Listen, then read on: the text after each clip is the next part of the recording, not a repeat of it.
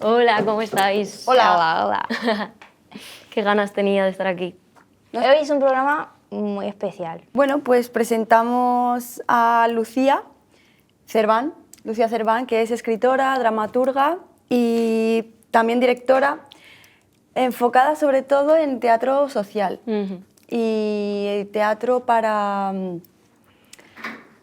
personas con necesidades especiales.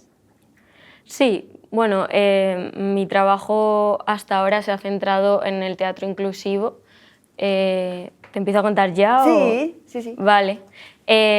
Bueno, yo me especializo un poco a raíz de mi TFG en la RESAD, que yo estudié dramaturgia y dirección allí, porque realicé un proyecto llamado Vaya Patio, una obra de teatro escrita por mí que básicamente cuenta la historia de un grupo de personas con discapacidad en una asociación y sus monitoras y familias que luchan por mantener viva esa asociación porque les van a quitar las ayudas, las subvenciones y se quedan sin su recurso. Entonces, ese montaje también tuvo accesibilidad, que la accesibilidad es como todas las medidas y dispositivos que se llevan al teatro para que personas no normativas, no neurotípicas, pues puedan acceder a esa función con todas las facilidades. Hablo de subtitulado adaptado, de lectura fácil, de paseos escénicos previos para personas que no pueden ver. Bueno, todos estos dispositivos que si a alguien le interesa la accesibilidad puede entrar e investigar mucho más en profundidad, se pusieron por primera vez en escena en la RESAD con este montaje. Entonces, esa combinación luego me disparó un ancla profesional a otros trabajos que tuve. O sea, esto surge de tu TFG. TFG en la RESAD. Esto Sí. fue, lo que he contado es el TFG y luego de ahí empiezo a trabajar en otros proyectos. Y a raíz de ese TFG fue la primera vez que se lleva a cabo en escena en la RESAD, Una obra que adaptada. combina accesibilidad e inclusión en el elenco, porque el elenco contaba con 5 personas con discapacidad intelectual, una persona con discapacidad visual y 3 actores neurotípicos.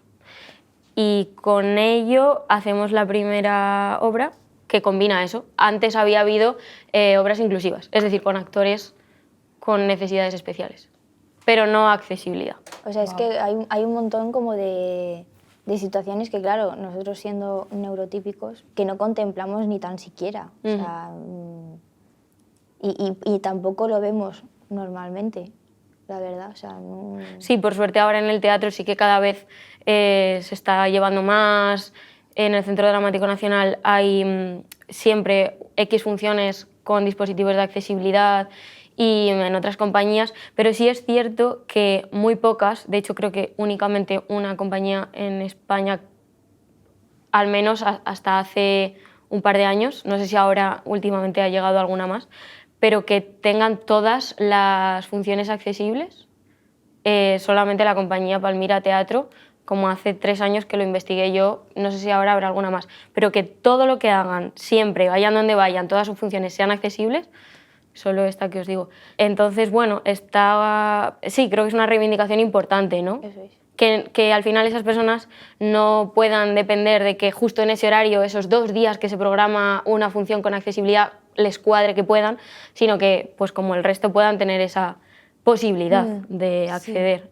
Sí, totalmente. Porque al final se reduce mucho más su arco de posibilidades en cuanto a lo que pueden ver, ¿sabes? Como espectadores. Sí, esto fue un poco.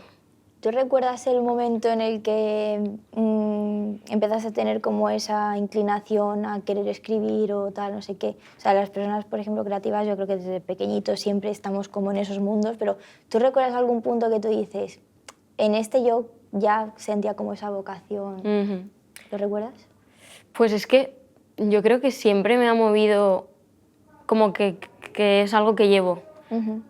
Al final escribo desde que sé escribir y pienso en historias desde que puedo pensar, no sé. Es como una inercia, supongo que mucha gente la tiene. Yo creo que todo el mundo puede tener dentro una vocación artística y que esta idea de el artista es un poco fruto del clasismo también y que al final se dedica al arte quien tiene la posibilidad y el privilegio de tener ese tiempo, que luego, bueno, sé que vais a hablar del margen, la clase obrera, tal, entonces me lo reservo para luego, pero sí, yo lo tengo desde siempre, pero no lo considero como algo extraordinario, simplemente algo que me gusta saber que está en mí y poder desarrollar con la humildad de compartirlo y ya. Sí que a veces el arte es ponerlo simplemente en práctica. Sí. Bueno, no solo, pero es un punto muy importante. Ujú. Y mucha gente no tiene la posibilidad de poner en práctica ni lo más mínimo, ¿no? Eso es. O sea, porque al final estamos envueltos, que esto lo hablamos un poco el otro día, en la cosa como de tener que sacar rédito de todo. Cuando Eso muchas veces, o sea, el arte lo que te mueve es que es tu manera de sentir, de cómo percibes las cosas, de no, Sí. no necesariamente tienes que. Para mí también la escritura, últimamente, bueno, desde que empecé la carrera me he especializado sobre todo en dramaturgia, porque mi carrera es dramaturgia, al final es una manera de comunicar, ¿no? A mí me apasiona el mundo de lo social, de las personas, es como si tuviera que encontrar una vocación serían las personas, incluso antes que lo artístico como concepto, ¿no? Y para mí escribir es comunicarse y en el teatro comunicarte en directo, está viva esa comunicación en la que tú le cuentas una historia o una filosofía a un público que lo recibe y tú en directo puedes ver si hay una risa, una lágrima, una emoción, si a alguien le mueve, si no le dice nada. Eso para mí es la magia de escribir, ¿no? Poder comunicarte, poder despertar algo, ver cómo se recibe y pensar tú también a raíz de eso. ¿Has realizado alguna obra o estás como tramando algo que digas, vale, algo con lo que querer presentarte, algo que hayas hecho o tengas pensado como algo de lo que tengamos que estar pendientes o la gente que ahora te conozca, decir, vale, esto es lo que podríais leer de mí o estad atentos a esto que voy a sacar pronto, que trata de... Pues es verdad que por primera vez en mi vida estoy un poco más tranquila, es decir, no estoy moviendo una obra de teatro actualmente, bueno, estoy trabajando en una, pero de ayudante de dirección, regidora y gerente en gira, que es Parejas Imperfectas, también entro ahí en mi perfil de teatro social inclusivo. Pero sí es verdad que dentro de poco voy a publicar en una antología de poesía de Julia Book Store, que es una librería de Filadelfia, y entro en esta antología a raíz de un certamen que pone en valor la figura de Julia de Burgos, que es una poeta puertorriqueña muy guay. Ella, pues, ¿cómo hablaros de ella? Ella tiene un poema mitiquísimo que es increíble, que se llama Yo misma fui mi ruta, y al final ella pone en valor pues, la independencia de la mujer, valores feministas, que es lo que atraviesa este certamen en el que tengo la suerte de poder publicar. Y bueno, sí, ahí estaré publicando dentro de poco. Y también estoy detrás de sacar el poemario por fin, Equilibrio se llama, y bueno, eso dentro de poco ocurrirá. ¿Y eso cómo lo sacas? Yo no tengo ni idea. ¿Cómo en un poemario, como en físico? Sí, mi idea es pues creer que puedo hacerlo por fin, porque al final creo que también mucho de esto va de creer en la posibilidad de compartirlo sin más pretensión. Y pues mi idea es contactar con editoriales o si no, hacerlo de una manera más humilde, en formato fanzine o algo así. Y ya está. Tengo una amiga que al final lo bueno que tiene hacer una carrera de dramaturgia es que te rodeas de escritoras, que está siendo mi editora. Y nada, cerrarlo, darle vueltas y revisar y revisar y revisar y ya está. Y hacer la parte más divertida, que es compartirlo. Totalmente. Ahora que hemos cogido el tema este de la poesía...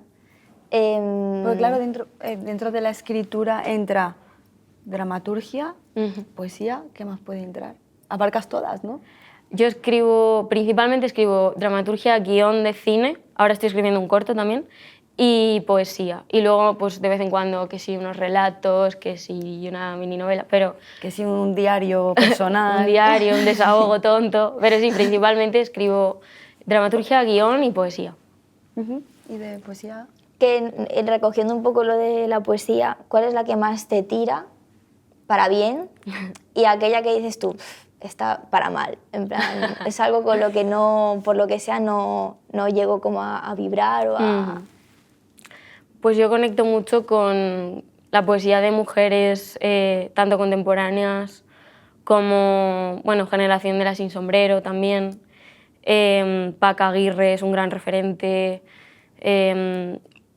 De poetas contemporáneas ahora estoy súper obsesionada con el poemario de Todo era por ser fuego de Roberta Marrero, una poeta trans que también fue artista plástica y entró como en la música, DJ, era una persona increíble y toda su poesía pues la atraviesa la herida de ser una persona transfemenina en este mundo, que no es una realidad para nada fácil. Y bueno, sí, al final supongo que lo que me atraviesa, me mueve, son los poemas que para mí están llenos de vida, ¿no? De algo, de una emoción que mueve, pues yo que sé, Gata Katana, la otra que es también una cantautora que también hace alguna poesía que me encanta. Y luego, poesía con la que no conecto, pues no conecto como... Pero bueno, esto es a nivel personal, sé que luego hay gente que sí que conecta, cada uno. Creo que para mí lo más intelectual o relacionado con lo institucional, es decir, la poesía que surge como más en paralelo a eventos institucionales y así, es algo que me cuesta porque no...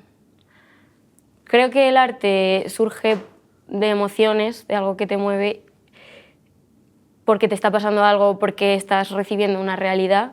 Entonces el hecho de leer cosas que probablemente entiendan las personas que lo escriben y las que conocen la realidad de la persona que lo escribe, me aburren personalmente porque no veo ese eco, ¿no? Que pueda pues, llegar a sentir otra gente. También eso, creo que es algo muy personal, que luego cada persona empatiza con X. ¿A qué te refieres con poesía institucional?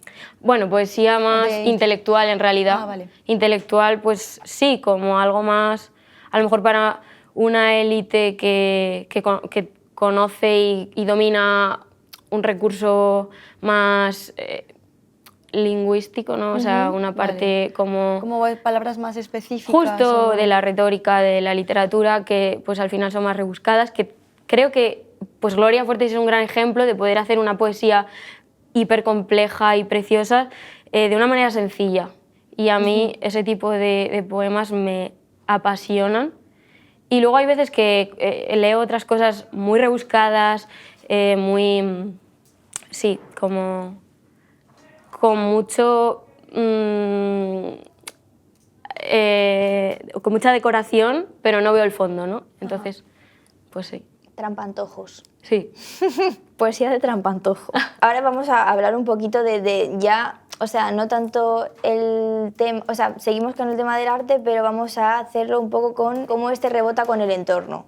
Ajá. Entonces, bueno, luego seguiremos con más preguntillas y tal, también hablando así de las cosas como concienciudas del arte. En otras entrevistas y demás, cuando siempre hablamos con gente artista que es del cordón como sur, yo que sé, de ciudades como Getafe, Parla, tal, siempre nos encontramos con esta cosa de que muchos nos hemos ido a estudiar a Madrid, hemos vuelto, no hemos visto oportunidades en nuestra ciudad y nos hemos tenido que volver porque Madrid, siendo capital, tiene mucho imán y tira mucho de nosotros. ¿Tú esto cómo lo has vivido? En plan, ¿siempre has tenido también como esta experiencia de me voy a Madrid y al final me quedo trabajando aquí o te has movido por sitios de Getafe y tal o no has encontrado oportunidades reales? Pues sí es verdad que he hecho cosas en Getafe a nivel recitales, pero esto fue de adolescente. Yo en el momento que entro en la RESAD empiezo a estudiar y empiezo a trabajar a raíz de pues, los trabajos no remunerados que al final te dan visibilidad y la gente te va conociendo y te va llamando, que es un poco lo que a mí me ha pasado a nivel laboral, que he ido, pues eso, encadenando cosas. Sí que la mayoría de trabajos han sido en Madrid capital, estuve en La Abadía Cruza la Calle, que es un proyecto del Teatro de la Abadía, que trabaja con residencias e intenta que menores en riesgo de exclusión social entren en el teatro como herramienta de cambio y de mejora de calidad de sus vidas. Esto fue pues, Madrid. Luego también estuve en el proyecto Yo Cuento del Hospital Niño Jesús, que bueno, tiene una filosofía igual muy social, que busca mejorar la calidad de vida de estos niños enfermes en la planta de neurología a través del teatro también. Y ahí hice el texto, en La Abadía también hice el texto. En el caso del Hospital Niño Jesús hice el texto en colaboración con un profesor de aquella época, Félix Estaire, y en La Abadía pues, tuve la suerte de que las directoras contasen conmigo como dramaturga joven, porque querían darle como esa visión al proyecto. Y luego hay un trabajo que sí que surgió a raíz de el TFG, que sí que entra en zona sur de Madrid. Fue A Más Escena. A Más Escena es un proyecto que funciona como una suerte de centro ocupacional, fruto de la Fundación A Más Social.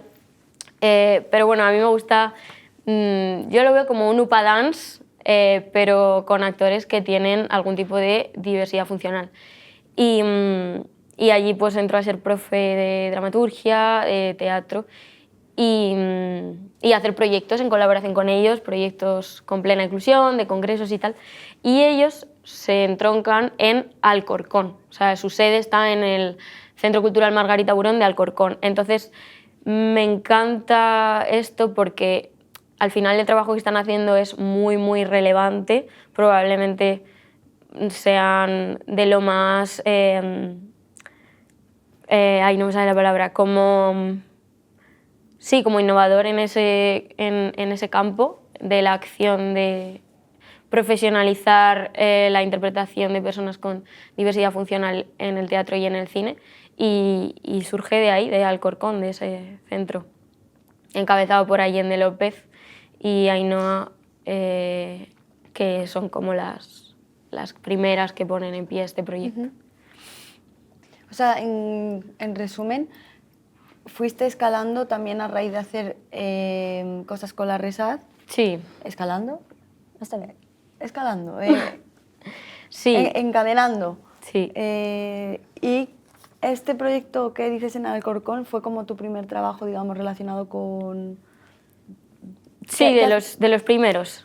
Y es verdad que para mí es sorprendente porque en general toda la gente que conozco de la zona sur y en mi caso es lo primero que de repente digo, ay, no tengo que irme hasta el centro un día más, coger ese tren, escuchar la línea 12, la voz de la línea 12 para sentir que puedo trabajar un poquito más cerca de mi casa, ¿no? Que puedo, y quiero decir Getafe Alcorcón, que sigue siendo una hora, pero por lo menos encuentro un lugar artístico en el que no tengo que viajar al centro un día más.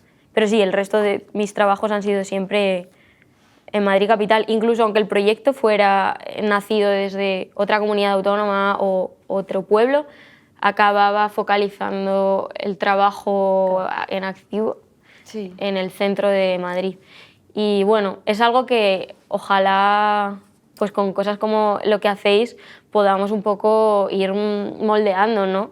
Y poder encontrar espacios de creación y de trabajo un poquito más cerca de nuestras casas. Que tenemos proyectos en el sur también, ¿vale? Sí. Y gente. Y espacios, y lo que nos tienen y es que dejar. espacios. Y espacios. Y espacios claro. los hay, a verlos haylos. Sí, a veces se echa de menos la posibilidad de que haya... sí, de que haya un permiso en esos espacios para que la gente joven de aquí, de estos pueblos barra ciudades, podamos entrar a hacer cosas, ¿no? Y que sea una oferta real, no... Sí, no tan precaria, no tan prácticas de... Y no institucionalizada ya per se, de no, es que estas entidades ya hacen esto aquí, vale. Entonces, ¿para qué tienes ese espacio? Ya. Rock. Poesía. Y en este proceso porque siendo todos un poco de sectores parecidos, sobre todo yo, que es muy tedioso a veces, de convocatorias a las que nadie responde, proyectos que nadie se lee, correos que tampoco nadie responde.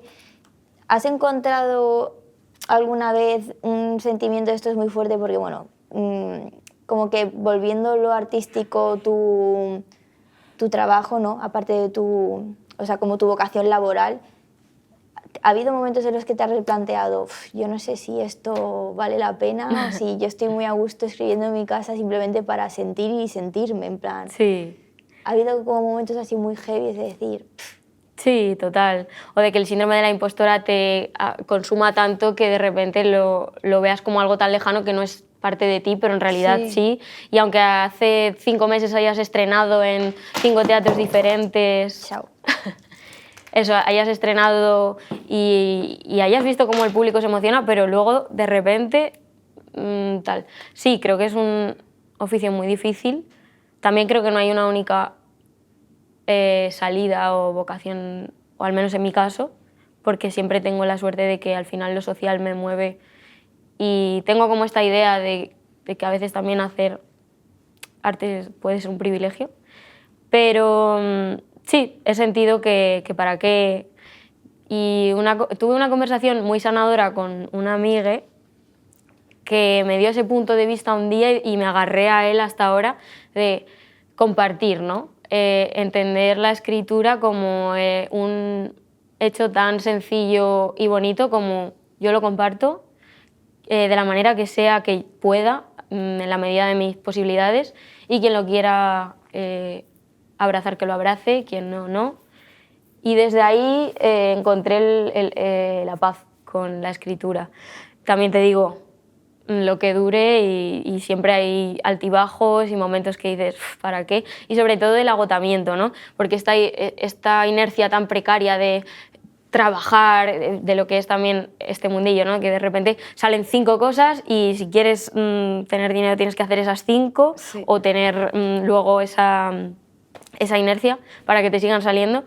Y al final llegas a puntos de agotamiento tan grandes que para mí ese agotamiento, ese hecho de que llevase meses trabajando de lunes a domingo, de que mi cuerpo llorara, es lo que más me ha hecho sentir que para qué, ¿sabes? Que qué sentido tenía. Que al final somos como árboles, venimos aquí a estar un rato y ya. Y desde ese momento que toqué fondo en cuanto al agotamiento, me lo empecé a replantear todo y con menos pretensiones, ¿sabes?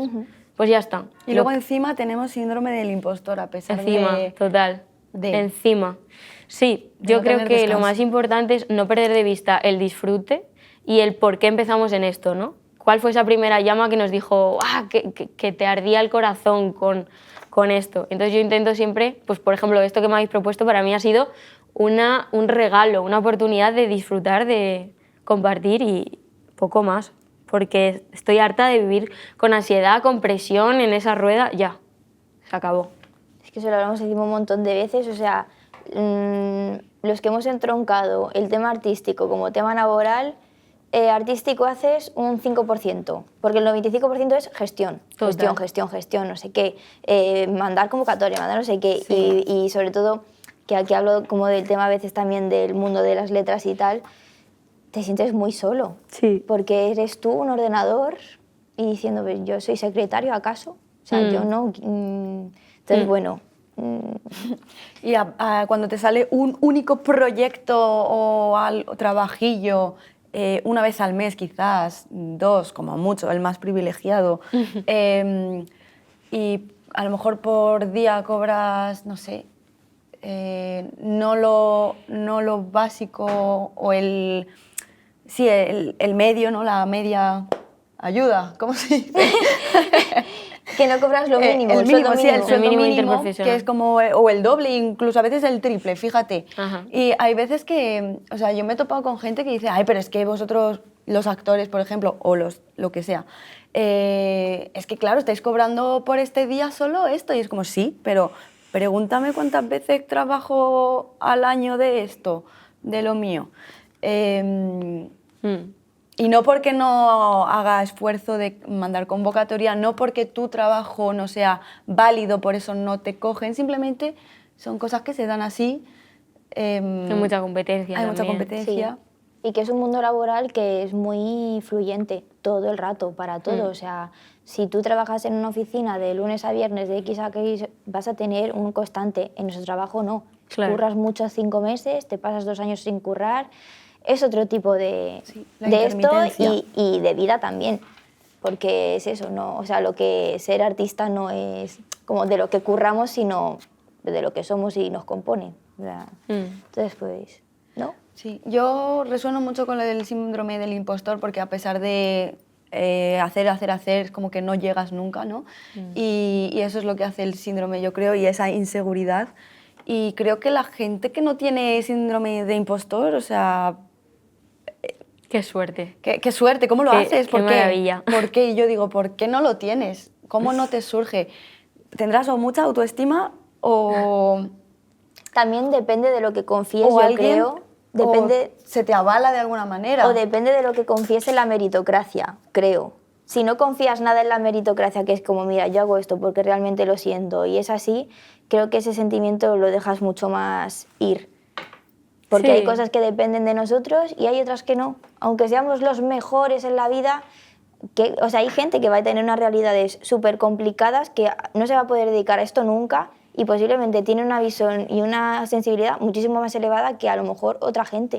Y esa gente no va a poder desarrollar nada nunca por las condiciones que tiene. O sea, es lo que decíamos, o sea, somos sumamente privilegiados partiendo de esa base. Entonces, para mí, en cuanto menos importancia le das a lo que es la meritocracia, menos síndrome del impostor tienes.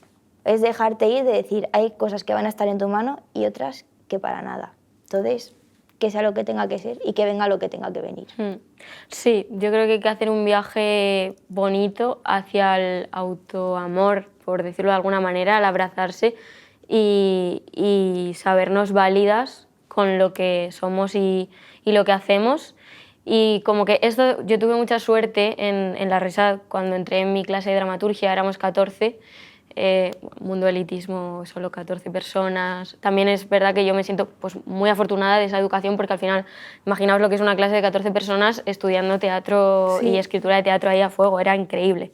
Y yo tuve la suerte de tener una clase mayoritariamente de compañeras en la que todas entramos con mucho síndrome de la impostora, mucha inseguridad. Entonces, durante esos 4 años que leíamos textos en alto, que temblábamos, que llegábamos con ataques de ansiedad a exposiciones, de repente escuchabas a una en mitad de la exposición, venga, lo estás haciendo genial, o wow, salíamos y un café mientras una lloraba simplemente por el temblar de qué he hecho. Y el resto, joder, pero si está genial, solo puedes mejorar. Y aprender un poco a que a veces las devoluciones...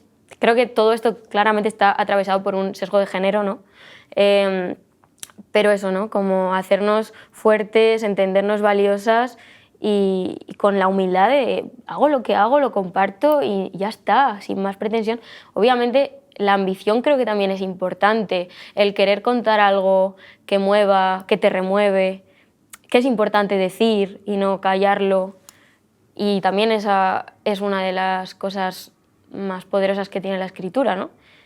Pero sí, como que creo que hay que hacer un viaje en este oficio que también es exposición, el de la escritura, de abrazo, de me quiero, de veo mi texto una y otra vez y digo, pues ya está, pues este fallito ya está, es humano, ¿no? Sí, total. Y punto. Sí, para mí cuando me viene el síndrome, digamos, el síndrome del impostor, es más relacionado a lo mejor con esta intermitencia de no lo estoy practicando todos los días porque no puedo, porque no tengo tiempo, porque no tengo ganas a veces de la frustración o lo que sea. Y como sí, recoger lo que habéis dicho de no tiene nada que ver la meritocracia con esto. Ya está, no hace falta que lo practiques todos los días.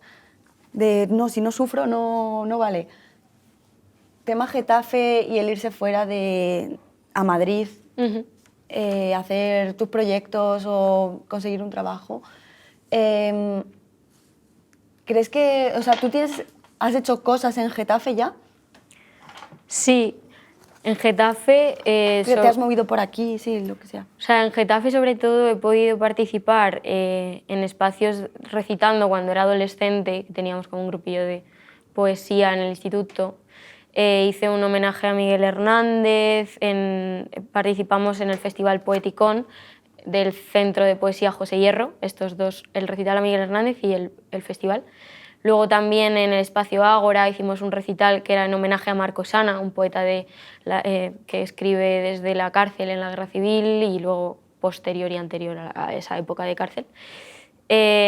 También en el espacio Mercado hemos hecho algún recital y luego he podido pues, moverme en centros cívicos, míticos espacios que te ceden para hacer tus ensayos, o sea, obras de teatro que estaba estrenando en Madrid, pues he podido ensayarlas aquí en el Centro Cívico de Sector 3 o de la Alhóndiga y estrenarlas ahí con una entrada gratuita, porque al final al ser centro cívico tú no puedes cobrar. Para todo el público. Sí. Todo tipo de público. Todo tipo de público, entrada libre. Vale. Y yo creo que eso ha sido un poco lo que he hecho en Getafe, aparte de colaborar con asociaciones como más enfocadas a lo infantil y juvenil. Pero sí, nunca he intentado mover las obras de teatro al Teatro García Lorca, cuando estábamos en la RESAD o ensayando y estrenando en el Centro Cívico del Sector 3, pero no fue posible en su día. Hablamos con varias personas de la concejalía y tal, pero bueno, al final no se dio. Pero sí, moverme, lo que he dicho. ¿Y qué dirías que le falta a los espacios culturales de Getafe? Sí, los espacios de Getafe públicos. Pues yo creo que iniciativas que permitan la participación activa de los artistas jóvenes. Por ejemplo, algo similar a cómo funciona el espacio de música que hay en...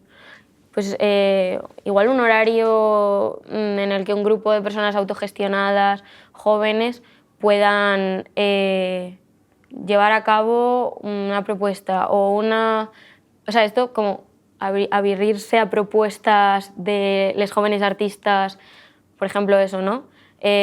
Programación o festival, como hay en otros municipios de la zona sur, festival de obras de teatro jóvenes de Getafe o de la zona sur, o certámenes así que luego a lo mejor puedan entrar y que puedan facturar de una manera más sencilla, porque al final creo que uno de los mayores retos cuando tú te quieres poner a mover tus cosas y eres joven es la parte burocrática y la parte de gestión que implica pues, hacer un caché, ¿no? Yo ahora que estoy en regiduría y gerencia estoy viendo mucho pues eso, la parte más tediosa de hago un caché, tengo a alguien en distribución que se dedica a contactar con los ayuntamientos, que claro, cuando haces teatro desde la base, pues eres tú y tus 3 amigas, que os movéis, que llamáis, que es increíble, eso me encanta, la vida de compañía, ¿no? Más familiar, pero es mucho trabajo y no se aprende de un día para otro.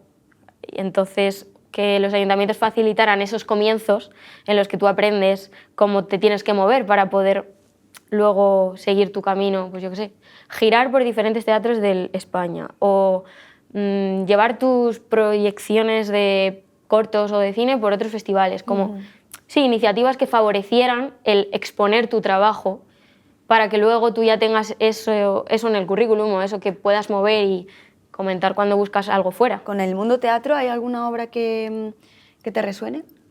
En general, que no sea mía, ¿no? Como sí. De artistas. Pues me gusta mucho el trabajo de la compañía Apanadaría. Es una compañía de teatro de 3 mujeres gallegas que hacen mucho teatro social con un componente muy grande de comedia, pero que trata temas... Yo creo que las mejores comedias siempre están atravesadas por un gran dolor. De hecho, esto la teoría de la comedia lo dice, ¿no? Y ellas tienen pues, obras como Elisa y Marcela o como As que limpian, que están ahora en gira, que hablan de estos dolores, pero a través de la risa a veces y también de la tragicomedia en algunos momentos. Y trabajos como los de esta compañía me mueven. O el teatro de Itziar Pascual, que fue... profesora en la RESAD, es una dramaturga que su trabajo se centra sobre todo en el teatro para la infancia y la juventud y me apasiona la manera que tiene de entender la profesión, de reivindicar, hablar a las niñas desde un lugar consciente, desde no una infantilización, sino no vais a ser ajenes a lo que está pasando en este mundo, ¿no? Y si ocurre una guerra al otro lado. También el teatro para la infancia de Nieves Rodríguez me apasiona. y el de mis amigas. Ole. Dilo. ¿Y con la vida de algún autor o autora?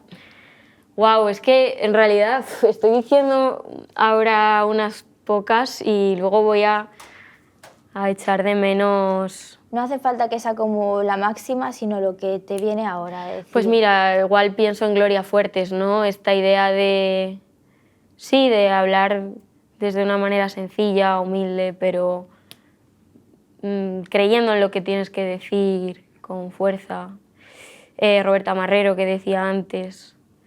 Sí, autoras. También el libro de novelas ahora, ¿no? La mala costumbre, lectura fácil, son títulos que... No puedo. Bueno, la mala costumbre, lectura fácil, son títulos que... Son títulos que para mí dicen mucho hoy en día, ¿no? Hablan de realidades que creo que se han hecho tan punteros porque había que contar y daba un poco de miedito hablar de ellos y de repente se ponen sobre la mesa.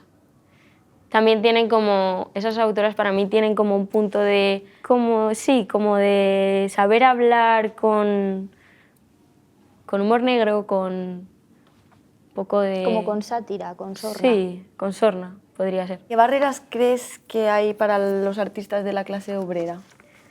Bueno, pues para empezar la precariedad, ¿no? O sea, el no tener más que un pequeño espacio de tiempo en el que estás reventada, porque al final tienes que currar para poder mantenerte, poder pagar un alquiler, más en Madrid como están ahora los alquileres, que es una barbaridad,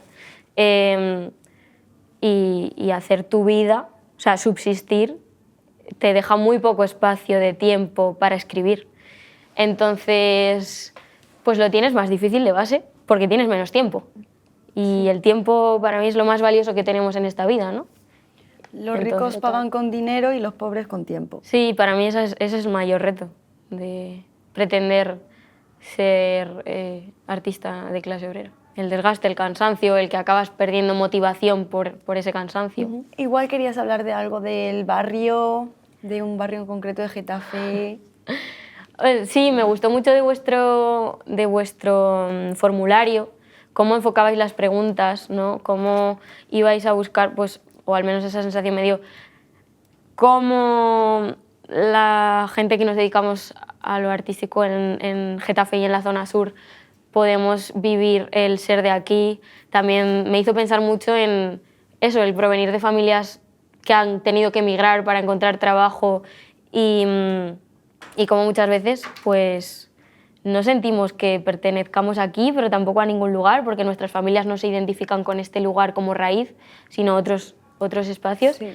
Pero a la vez nuestros recuerdos están aquí generados, ¿no? Entonces, yo al principio rechazaba mucho el ser de Getafe, o no lo rechazaba como conscientemente, pero no sentía ningún tipo de vinculación, hasta que poco a poco fue como, es que yo me he criado aquí, o sea, y me gustaría poder sentirlo un poco, pues sí, casa, ¿no? Porque al final está aquí mi hogar, mi gente, mis recuerdos. Y me gusta mucho cómo sí que se han generado comunidades y redes en algunos barrios de Getafe. Pues para mí la palabra Comunidad Unida Getafe es las fiestas de la Alhóndiga y el espectáculo drag, ese momento en el que gente de todas las generaciones, desde una abuela con su nieto, como el año pasado, dos amigues NB y un grupo de adolescentes participan en el desfile este de drag y celebran lo queer unido al barrio, todo el mundo aplaude desde la plaza, está Tirso de Molina. Me parece un momento que para mí es como el máximo exponente de barrio y Getafe. Total. ¿Sabes? Y mucha gente aprovecha esas fiestas para verse, como en todos lados, ¿no? Y todas las fiestas, pero siendo del mismo barrio, la gente no coincide, gente que vive a lo mejor en la misma calle de al lado, en la misma calle o en la calle de al lado. Por ejemplo, Yanira vive ahí y dice, joder, venga, son las fiestas, voy a ver con quien hice a los del bachillerato. A los del colegio. Instituto. Y uniendo esto de los del colegio, claro, yo estudié en el Miguel Hernández. El poema que hemos leído es de Miguel Hernández, hablando de Rosario, y yo te iba a preguntar, porque claro, uno de los primeros recitales que tú haces es sobre Miguel Hernández. Ujú. ¿En qué año fue eso? Wow, ¿en qué año fue eso?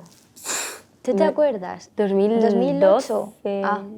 2012 a lo mejor, 11, 13, 14, no me acuerdo. Y la última pregunta, sí, para Muy bien. cerrar y enlazar. ¿De dónde son tus abuelos? Mis abuelos son... Bueno, mi abuela era de Seseña, un pueblo de Toledo, que... bueno, ella vivió la guerra civil y pues luego mi padre tuvo que emigrar aquí para buscar trabajo. Mis otros abuelos eran bueno, mi otro abuelo también de Seseña, y por parte de madre, mi abuela era cordobesa y mi padre era, o sea, mi abuelo era malagueño. Migraron a París en aquella época también, postguerra, porque eran pobres como las ratas, para buscar trabajo. Allí se encontraron y pues ya como que siguieron toda su vida juntos como un tesoro. Ahí nació mi madre y ya volvieron y acabaron pues Madrid, periferia de Madrid también. Qué chulo la historia. Sí, bastante bonito. Y nada, pues mi abuela, por parte de padre, de Seseña, pues vivió todo esto de que le rapasen la cabeza y sentir ese perseguimiento.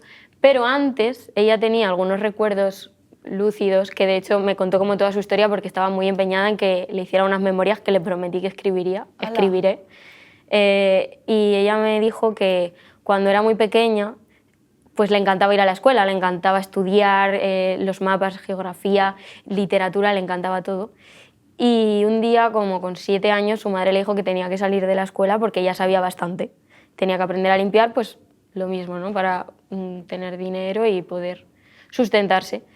Y ella anhelaba como ese conocimiento de una manera tan grande que me gustaría pues reivindicar, ¿no? El derecho al saber, al estudio, al conocimiento, que luego te permite ponerte en valor en el resto de tu vida. Totalmente. O sea, al final todo esto que está sucediendo aquí hoy está atravesado por las letras, tal cual. Si no supiéramos ni leer ni escribir... Total. Y me gusta decir esto porque como que quiero reivindicar la historia de mi abuela y lo uno con una referente de las que hemos hablado antes, Gloria Fuertes, que hay una frase suya en la biblioteca del sector 3 de Getafe, a la entrada de la biblioteca pone: hay pueblos que tienen callos en la lengua de tanto callar. Si ella lo escribió es para que hoy dejemos de callar, yo creo, y reivindiquemos este pasado de nuestras antecesoras. Así que bueno, con esto yo creo que... Y chimpún. Qué bonito. Gracias, Lucía. A vosotras.